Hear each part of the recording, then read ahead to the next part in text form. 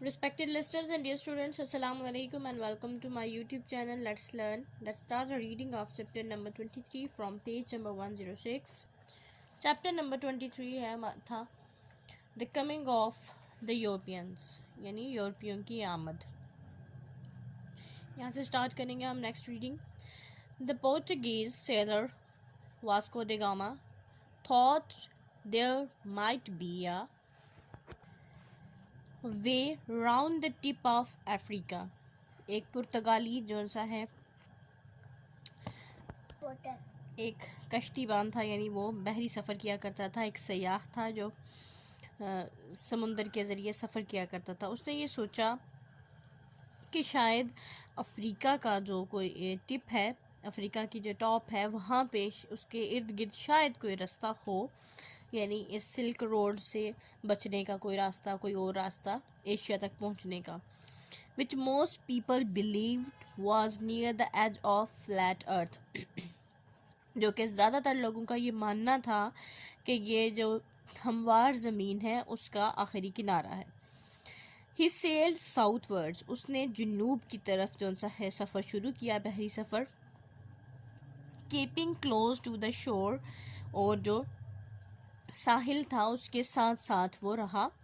And in 1498 went round the tip of Africa and began going northward. और 1498 में वो Africa की जो टिप है उसके इर्द गिर्द होता हुआ वो अपना सफ़र जारी करते हुए उसने मशरिक़ की तरफ जो सा है सफ़र जो सा है वो शुरू किया. At last guided by an Arab seller.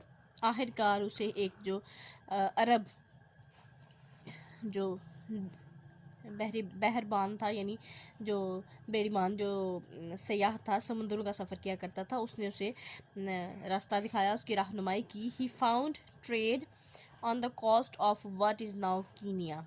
उसने ये तजारत के लिए एक जो सा है जगह तलाश कर ली, जो कि एक साहिल था जिसे अब हम कीनिया के नाम से जानते हैं, मुल्क है. एंड इन 1499 और 1499 में ही रीच्ड इंडिया. वो इंडिया पहुंच गया. Now people could sail all the way from Europe to subcontinent and south east Asia.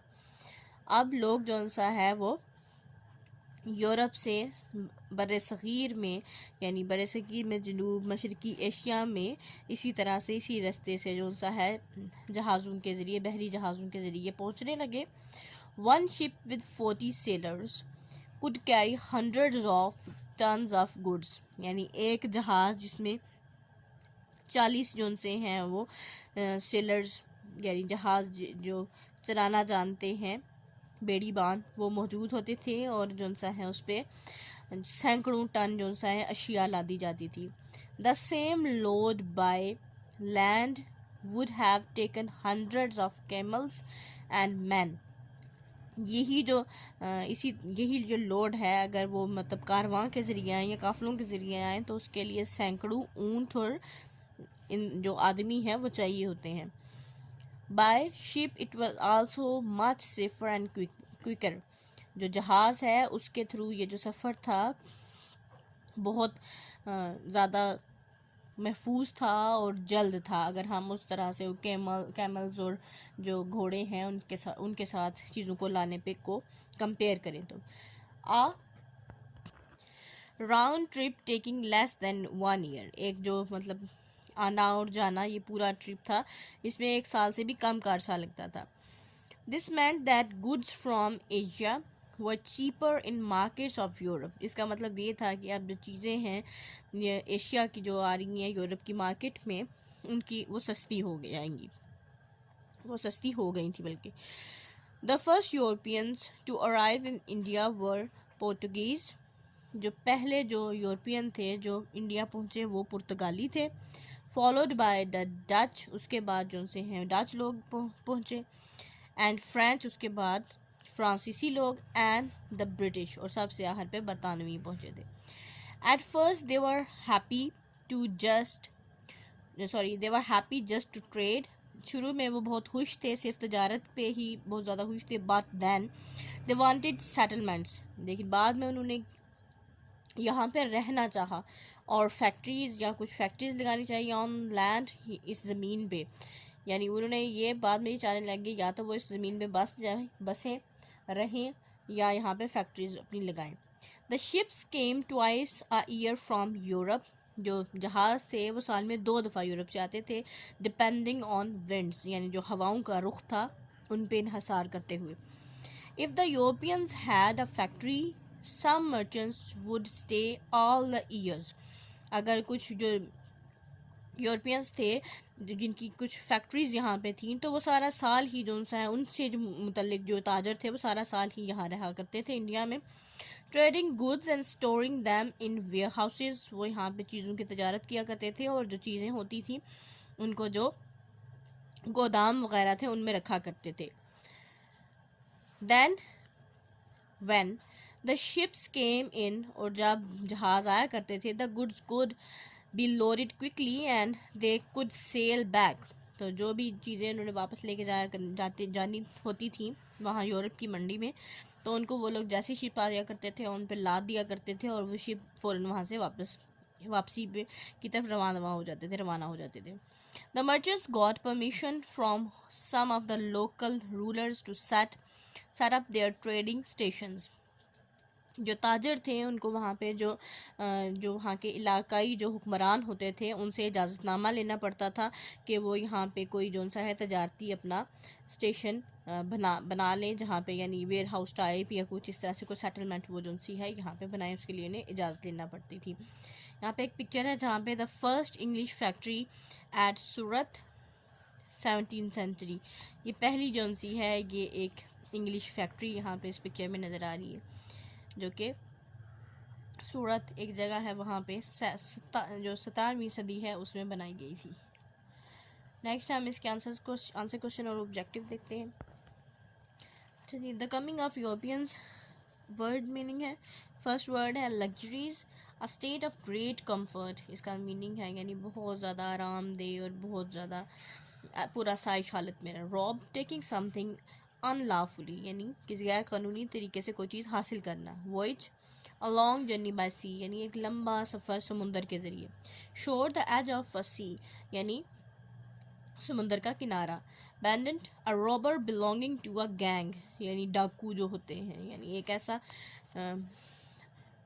चोर जिसका ताल्लुक किसी बड़े गैंग से हो, किसी ग्रुप से हो, यानी डाकू, छोटे मोटे चोर नहीं, बड़े डाकू, डकैत। नेक्स्ट है MCQs. The main goods for ancient trade were dash from China, यानी जो कदीम जो सी तजारत है जो चाइना से की जाती थी वो क्या थी, वो थी silk. The return journey from Europe to East Asia took dash years, यानी यहाँ से वापस जाने में कितना टाइम लगता था, तो वो 2 ईयर्स से 2 साल लग जाया करते थे।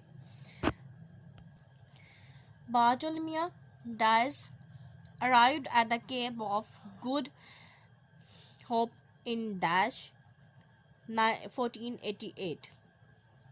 नेक्स्ट है, यानी ये एक बंदा था कि वो अपनी चीज़ों की जौन सा है खेप के साथ कब पहुंचा था। The silk road trade routes were under dash control, तो टर्किश के कंट्रोल में थे। Next blanks, and the first Europeans to arrive in India were dash Portuguese।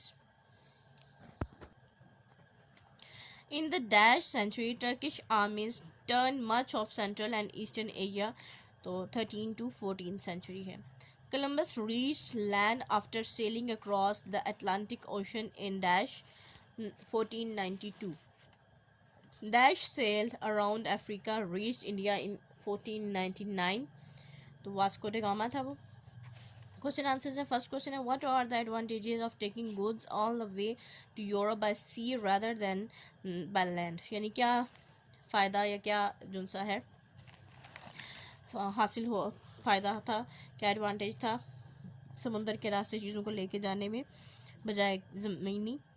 The great volume of goods could be transfer in each voyage, there was less threat of looting और excessive taxation, यानी बहुत बड़ी मिकदार में चीज़ों को एक जगह से दूसरी जगह बहरी सफ़र के थ्रू ट्रांसफ़र किया जा सकता था, यानी ले जाया जा सकता था, और इसमें काम जो सा है खतरा होता था चीज़ों के लूटे जाने का और टैक्स वगैरह देने का। Next question, describe the items traded between east and West. कौन कौन सी चीज़ें जो सी हैं उनकी तजारत होती थी मशरिक़ व मगरिब के दरमियान। तो टेक्सटाइल्स थी, स्पेशली सिल्क, यानी टेक्सटाइल में ख़ासतौर पे जो सिल्क था, यानी कपड़े में सिल्क जो थी, चाहे वो किसी भी किस्म का कपड़े में हो या धागे में, इस तरह से।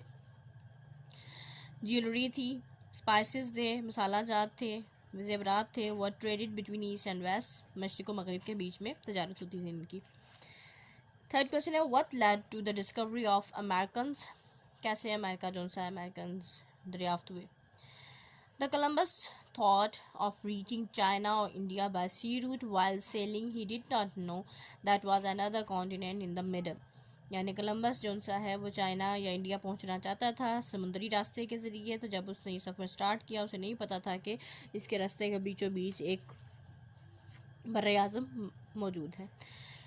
नेक्स्ट क्वेश्चन है, how did the West Indies get their names. किस तरह से वेस्ट इंडीज़ को इनाम मिला। आफ्टर टेरेबल वॉयज इन 1942, एक बहुत ख़तरनाक समुद्री सफ़र के बाद 1942 में Columbus reach some island which he presumed near to be India and he named them West Indies. यानी कुछ ज़ीनों पे वो पहुंचा था और उसने ये खुद ही ये तसव्वुर कर लिया कि वो इंडिया के करीब पहुंच गया और उसने इसको नाम दे दिया वेस्ट इंडीज़ का।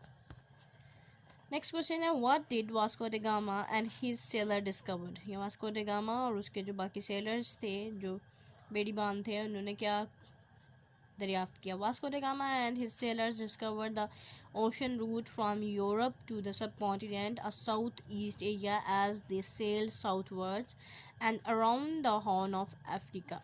यानी वास्को ड गामा और उसके जो बाकी के साथी थे उन्होंने एक रास्ता तलाश किया, एक रास्ता दरियाफ्त किया जो कि यूरोप से सीधा बर्रे सगीर को जाता था, जो कि जो जनूब मशरकी एशिया है वहाँ से वो सेल किया करते थे जनूब की तरफ, और अफ्रीका के इर्द गिर्द जो सा सफ़र करते हुए उन्होंने ये एक रास्ता दरियाफ्त किया था जो कि सीधा यूरोप से सब कॉन्टिनेंट को जाता था, बर्रे सगीर को जाता था। इसको यहाँ स्टॉप करेंगे। Wish you best of luck and अल्लाह हाफिज़।